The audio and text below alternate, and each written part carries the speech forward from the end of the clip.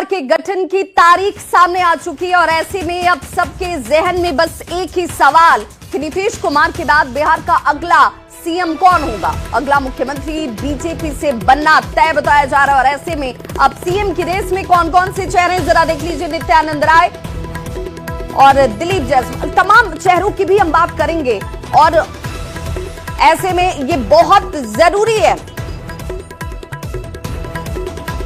अब उन 7 नेता इस रेस में आगे बताए जा रहे हैं और उन नेताओं के चेहरे और नाम भी हम आपको दिखाते हैं कि सीएम की रेस में आखिर वो चेहरे कौन कौन है। और बीजेपी से बिहार के सीएम रेस में फिलहाल जिन चेहरों की चर्चा हो रही है, जिन नामों की चर्चा हो रही है,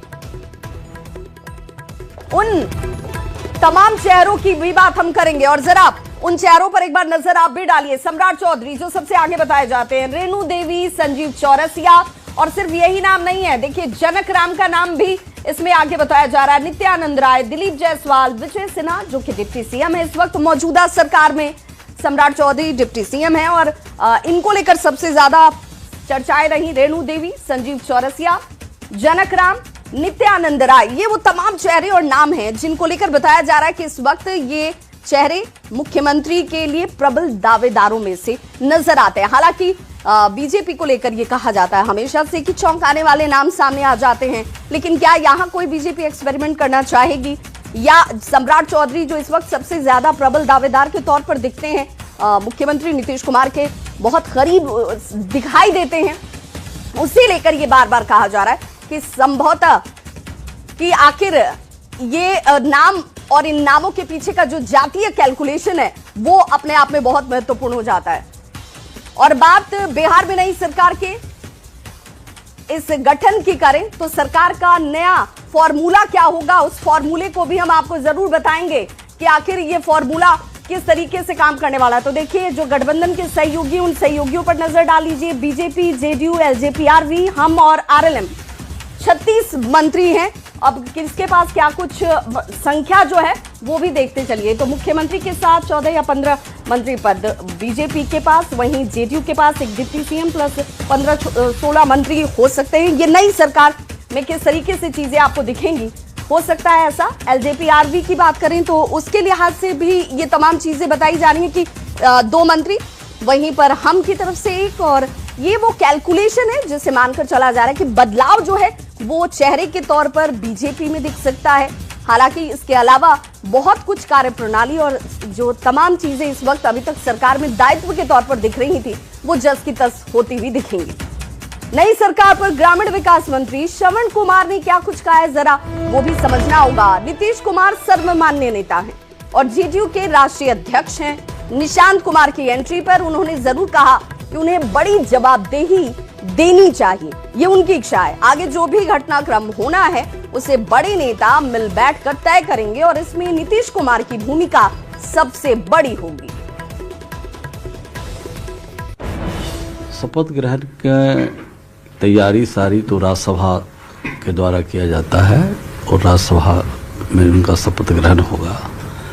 शपथ ग्रहण के बाद हम लोग मिलेंगे क्योंकि हम लोग के सर्वमान्य नेता हैं, राष्ट्रीय हमारे अध्यक्ष भी हैं, तो हम लोग उनसे शपथ ग्रहण के बाद मिलेंगे, उनसे आशीर्वाद हम लोग प्राप्त करेंगे। इसके बारे में कहना तो बहुत कोई डेट बताना बहुत मुनासिब नहीं होगा, लेकिन जब नीतीश कुमार जी मुख्यमंत्री पद से त्याग पत्र देंगे तभी ये प्रक्रिया आगे बढ़ेगी। तो अभी तो वो हैं, राज्यसभा में शपथ लेंगे तब भी रहेंगे, आगे 6 महीना तक भी रह सकते हैं, जो संविधान में प्रोविजन है, नियम है। कार्यकर्ताओं ने, नेताओं ने उनको पार्टी में लाने का के लिए प्रयास किया, काम किया, आज पार्टी में आ गए हैं, तो निश्चित रूप से जवाबदेही उनको मिलना चाहिए। लेकिन ये सारा काम तो बड़े नेता मिल बैठ कर के तय करेंगे कि कौन सी जवाबदेही उनको मिलना चाहिए। तो बड़े नेता के हाथ में ये सारी चीज़ है, लेकिन नीतीश कुमार जी की भूमिका भी इसमें अहम होगी। देखिए पढ़े लिखे हैं, जगह तो मिलना ही चाहिए, सब कुछ है, उसके अंदर टैलेंट है, उसके समझ अच्छी है, सब कुछ अच्छा है, जवाबदेही तो मिलना चाहिए, बड़ी जवाबदेही ही मिलना चाहिए। लेकिन ये सारा चीज बड़े नेता एनडीए के तय करेंगे। कुमार कल दोपहर राज्यसभा में सदस्य के तौर पर शपथ लेने वाले हैं और इसके लिए वे आज ही दिल्ली पहुंच रहे हैं। लेकिन बिहार से जो बाकी और भी नेता राज्यसभा के लिए निर्वाचित हुए हैं वे कल नहीं बल्कि 16 अप्रैल को शपथ लेंगे।